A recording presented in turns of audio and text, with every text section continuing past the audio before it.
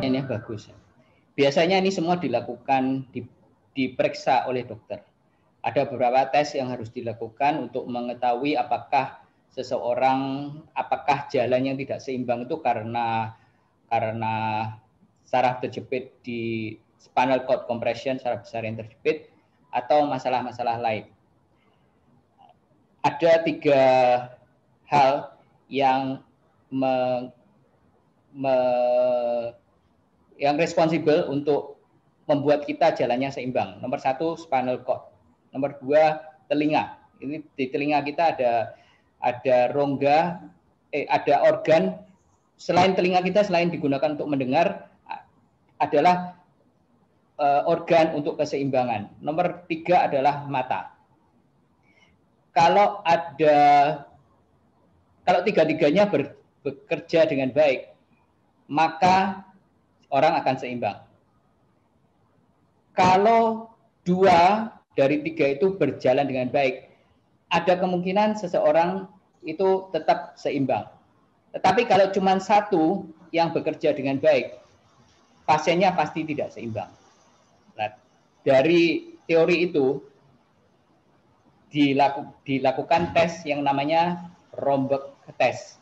Pasiennya kakinya dirapetin, kaki rapat seperti ini, terus dengan mata terbuka dilihat apakah seimbang atau tidak, atau kayak gini melayang-layang.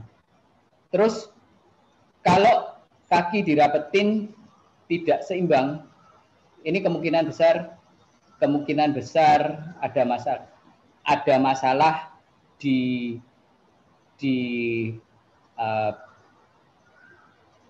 ada jepitan di spinal cord yang parah. Tetapi kalau masih seimbang, ada satu lagi yang diambil adalah fungsi mata. Fungsi matanya ditutup, kakinya rapat, matanya ditutup. Kalau orangnya jalan nggak seimbang seperti ini, maka ini sudah confirm kalau pasien ini tidak seimbang karena saraf terjepit di tulang belakang. Ada masalah-masalah lain seperti kalau matanya ditutup, pasiennya tetap seimbang, ini kemungkinan besar bukan dari tulang belakang, kemungkinan besar dari tempat lain. Ya, ini adalah tes yang digunakan oleh dokter untuk menentukan apakah seseorang itu mengalami jalan tidak seimbang karena spinal cord compression di tulang belakang. Oke dok, jadi sekali lagi saya jelaskan, berarti itu kalau ada orang merasa tidak seimbang itu bukan dari otak ya dok ya? Malah dari telinga, mata, atau tulang belakang ya dok, betul ya?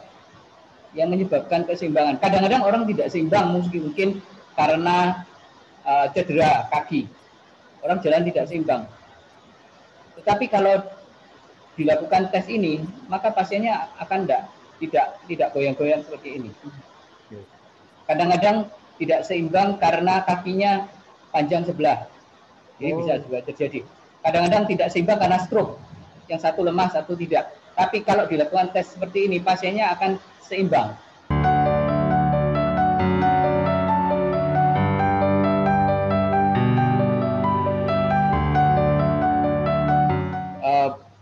Beda antara degeneratif dan cedera. Kalau degeneratif sakitnya udah lama, terjadi secara perlahan-lahan, kadang-kadang naik turun.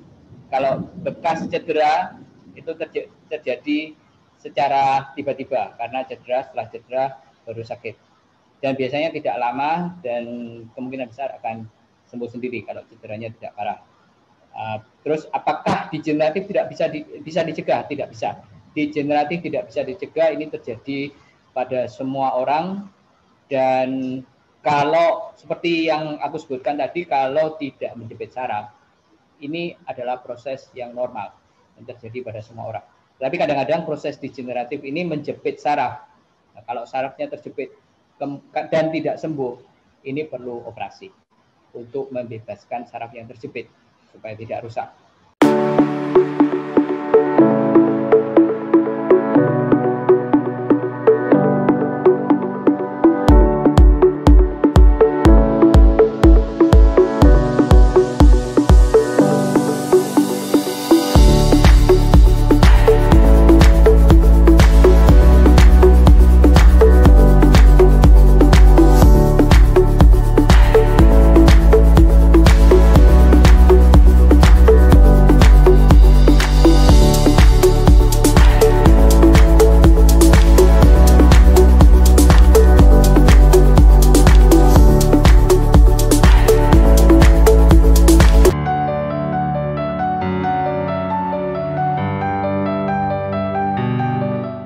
Skoliosis yang ringan itu tidak bermasalah dan tidak menyebabkan masalah, tidak menyebabkan keluhan-keluhan apapun.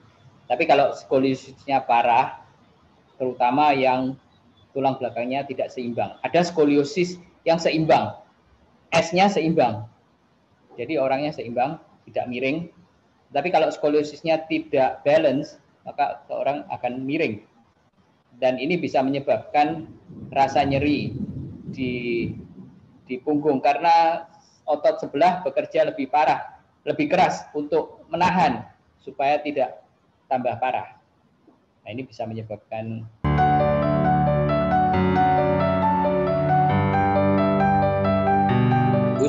tumor tulang belakang. Bisa terjadi karena bisa mulai dari tulang belakang itu sendiri, bisa terjadi karena penyebaran sel tumor dari tempat lain. Yang paling sering adalah penyebaran sel tumor dari tempat lain, menyebar ke tulang belakang.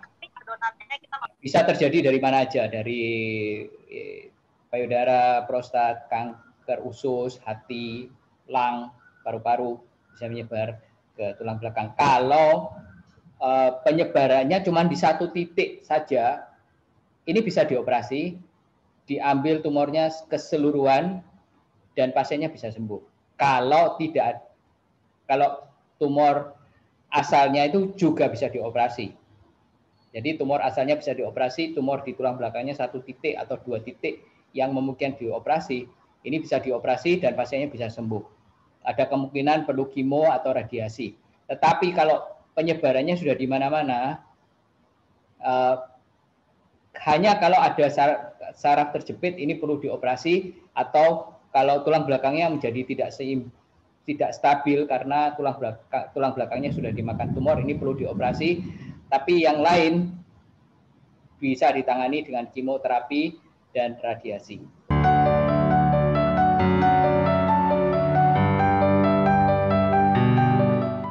Ini kontroversi. Aku pernah tanyakan ini sama ahli endokrinologis. Ya Kak, ini nggak benar. Vitamin D alone sendiri udah. For cervical myelopathy, saya ingin jelaskan, terutama kalau banyak orang yang tidak mengerti. Cervical myelopathy itu sama dengan spinal cord compression yang menyebabkan masalah. Kalau HNP sebenarnya HNP ini bisa menyebabkan cervical myelopathy atau bisa menyebabkan saraf kecil terjepit. Jadi di leher kita itu ada dua macam saraf yang seperti yang aku jelaskan tadi, saraf besar dan saraf kecil. Myelopathy itu saraf besar, spinal cord compression. Kalau spinal cord compression terjepit biasanya tidak sakit. Keluhannya adalah masalah koordinasi. Jalan menjadi tidak seimbang, fungsi tangan terganggu. Pakai chopstick susah, buttoning susah, nulis susah. Tapi kalau saraf kecil terjepit itu sakit, kadang-kadang bisa menyebabkan kesemutan, mati rasa, atau lemah otot. Dan ini menjalar ke tangan. Itu bedanya saraf besar, saraf kecil terjepit. Kalau saraf besar ini bahaya, bisa menyebabkan lumpuh. Kalau saraf kecil terjepit ini tidak menyebabkan lumpuh. Bisa berbahaya, tetapi tidak menyebabkan lumpuh.